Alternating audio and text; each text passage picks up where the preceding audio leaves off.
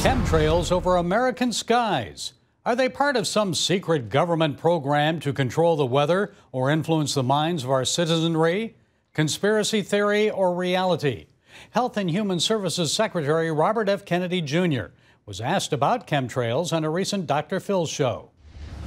That is not happening in my agency. You know, we don't do that. It's done, we think, by DARPA.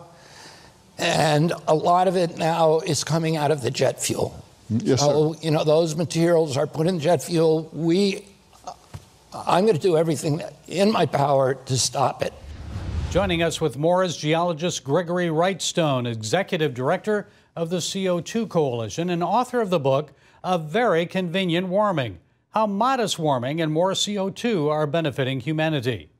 Greg, it's good to talk with you again. So, what do you make of Secretary Kennedy's thoughts that DARPA, the Defense Advanced Research Projects Agency, is possibly responsible for these chemtrails over the skies of America? Well, first of all, I think RFK ought to stay in his lane, which might be red dye and things like that. These are not chemtrails, they are contrails, which is short for condensation trails. And they're caused by jets burning jet fuel, and the main exhaust component is primarily water vapor and some carbon dioxide. There's some other things like soot and sulfuric acid, and it's very small amounts that come out the jet engines. And so when this water vapor, and let's just for your viewers and listeners to understand, fossil fuels, when they are burnt, the simplest of all the fossil fuels is methane. It's CH4, 1 carbon and 4 hydrogen atoms, and it combines with oxygen, and it creates twice as much water vapor molecules as it does CO2 molecules.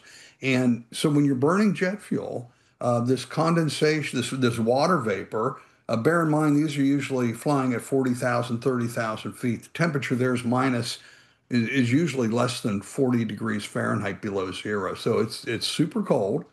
And if the humidity is right, if we have a high humid environment, this will condense very quickly and form these condensation trails behind the jets.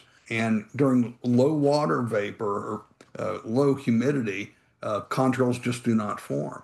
And they need, our stealth fighters and bombers need to figure out where they need to be so they don't leave these condensation trails behind them, because that's a dead ringer. You won't be very stealthy if you're leaving a contrail. Well, there's still a lot of theories out there shared in cyberspace, as you know, that the government's manipulating the weather or people's minds. And in the past, rather than chemtrails, you and I have talked about efforts to control the weather through secretive cloud seeding, like that done by scientists just outside of San Francisco in Alameda, California. Is that still going on?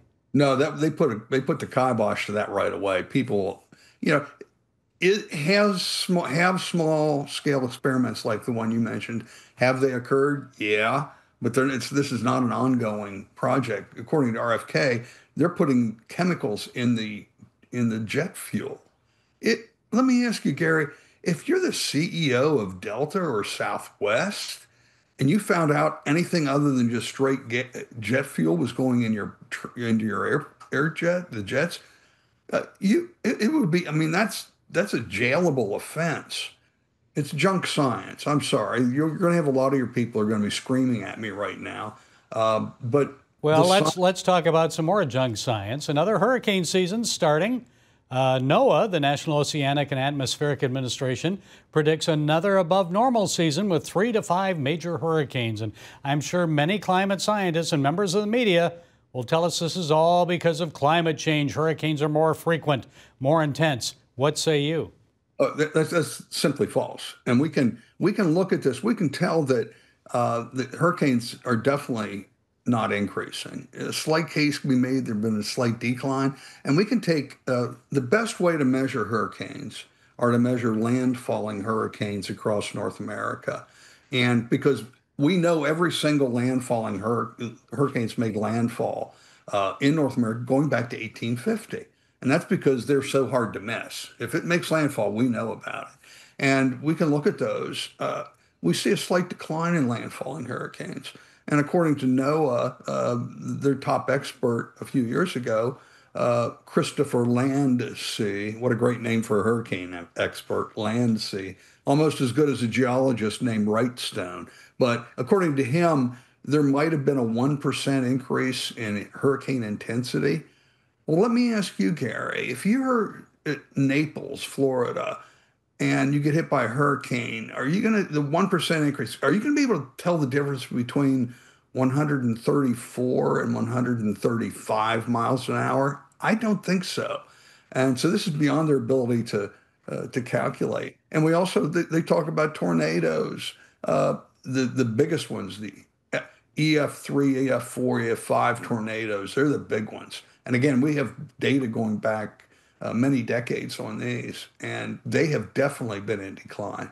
And there's a lot of discussion on why that is, but the fact of the matter is these claims of linkage, of increasing and more devastating tornadoes, just the science, the facts, and the data don't support that. Plus, there's been a nearly 98% decline in deaths associated with extreme events.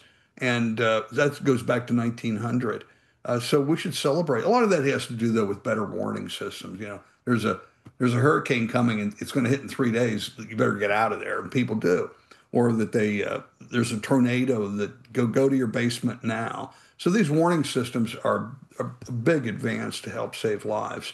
But we just see there's been a decrease in severe weather-related deaths and severe weather, extreme weather. Okay, the book is Very Convenient Warming, How Modest Warming and More CO2 Are Benefiting Humanity. Gregory Wrightstone, CO2 Coalition Executive Director, thanks for sharing your insights and setting us straight today. Thank you.